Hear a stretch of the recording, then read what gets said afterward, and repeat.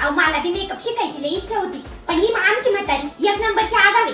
हिने मला शिकूनच नाही दिलं. मी 2 दिवस गेले होते क्लासला, पण नंतर काय झालं काय माहिती, हिने आमच्या यांचे काय बी कान भरले आणि त्यांनी मला क्लासला जाऊन नाही दिलं. मम्मी म्हटली नगरमध्ये कार्यक्रम आहे तर मग रेणुका ताईंकडे जाय ना, ते चांगला मेकअप करीत आहे. मग माझी मम्मी म्हटली म्हणून मी आले इथं.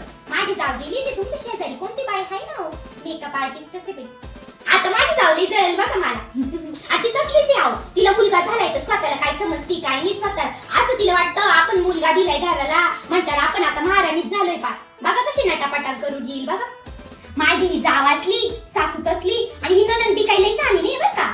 ती बी ना काही बाई सारखी कान भरीत असती. खरं तर मला वाटत तिनेच आहे ना यांना काहीतरी सांगितलं असेल, त्याच्यामुळेच माझा नवरा मला म्हटला का क्लासला जाऊ नको म्हणून.